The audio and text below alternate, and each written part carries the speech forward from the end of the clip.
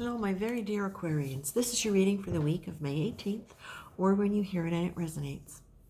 So, my dear Aquarians, the song that came for you today was a Leonard Cohen song, Bird on a Wire.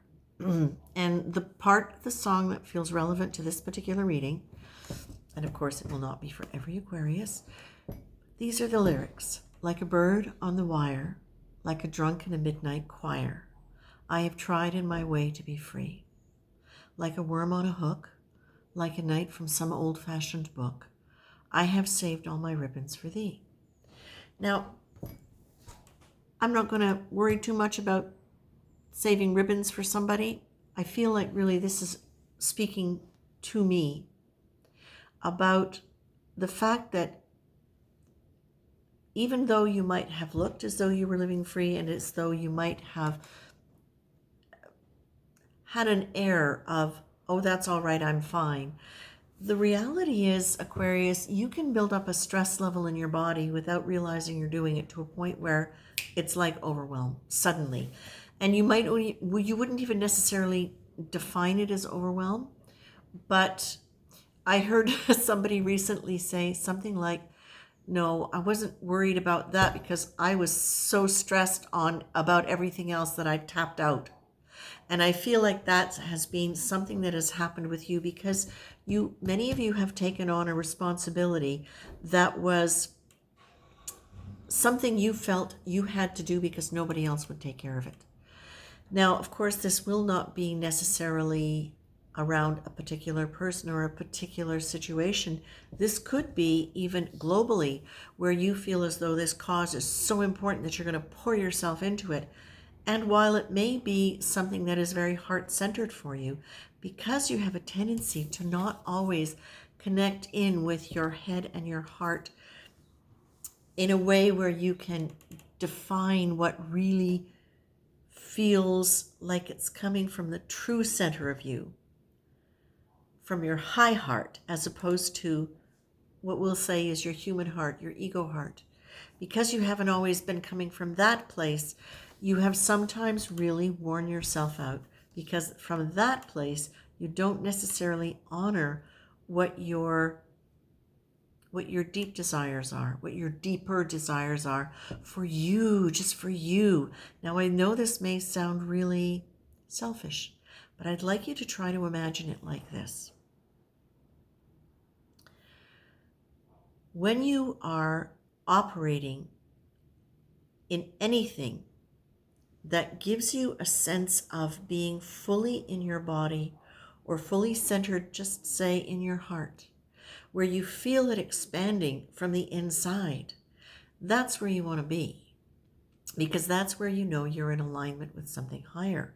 Now, it's important to understand the distinction. This is you feeling this in your being, regardless of what anybody else out there thinks, regardless of what you think somebody else is going to think. This is really about you doing what is right for you and trusting that there is help, there is divine guidance for you, but for everybody else that you're trying to help, that you're part of a team. You are part of a divine team. And now I feel as though you are working more with an understanding of responsibility, the way it's defined in A Course in Miracles, which is, it's not a burden, it is the ability to respond. And what Spirit is saying for you, super important right now, is very much that sense of, what are you speaking? What are your values? When I say what are you speaking, not even just literally what are the words coming out of your mouth, although that will certainly tell you a lot of where you're coming from if you pay attention to your mind dialogue and also to what you're speaking. But it's the idea that when your heart and your head are really connected, that what's going to come out is going to be based on a deeper discernment of what is appropriate for you and for your particular path. It's no longer about what you should do. It's about what do you desire to do from that deeper inner place where it feels delicious, where it just feels soft and open and free and relief. Because the kind of responsibility that you have taken on, many of you, has been a burden. Whether you have defined it as that, look at how it's affected your finances, your physiology, your emotional patterns. Look at that and see where you've been able to let go of those kinds of relationships, situations, people. It all starts, though, with your attitude, with what you're willing to accept. And sometimes we don't know that we can accept more until we explore it in our minds and say, what would that feel like? Wow. Or what would that feel like? And it's something delicious and wonderful, but there's an edge of anxiety or fear that comes with it. That's worth investigating. Your central card here it's the humility card, but it's not about don't be too proud, Aquarius. It is Aquarius, know that there is more. You don't always know what's right, even when you think you're doing a good and wonderful thing. There is more information to be had. There is wisdom that is greater than your personality. The thing is, you do have access to it, and you have access to it by allowing yourself to challenge some of those issues around what your responsibility is and how you want to live it. Now, if this is relating to you, and if it's about a particular relationship,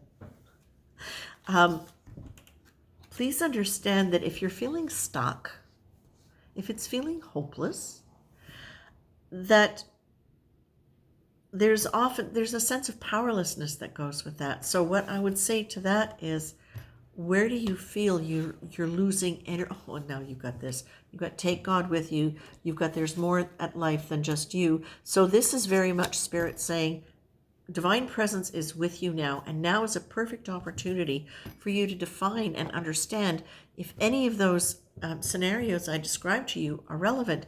Look at where, I'm going to read the hopelessness card because I think it's super important, and it really goes along with responsibility because, oh my God, so many times people stay in, you stay in, we stay in situations where we are hyper responsible because we don't think there's any other option. But listen to the hopelessness card. It's usually linked to the thought that things will never change, us, others, or circumstances. And that can lead to that sense of, I've just got to slug through and I don't know where the end is, but I'll keep going. It's a heavy energy and has no momentum because it presupposes that there's nothing that can change the situation or the state. It's usually accompanied with a sense of powerlessness. Often it's based on old disappointments, but is triggered by current events that resonate with something similar from the past. So when we talk about old disappointments, they don't even have to be things where it's like, oh darn, that relationship didn't work out, or well, that job was a bust. It can be that sense of hopelessness or disappointment that we carry with us from our families, from our childhood, where there has been a pattern, where we have witnessed this pattern of repetitive disappointment, lack of change, inability to initiate intentional move, watching our families or parents or spouses or significant others make choices out of desperation as opposed to planned intention. This is something that you can now start doing, Aquarius.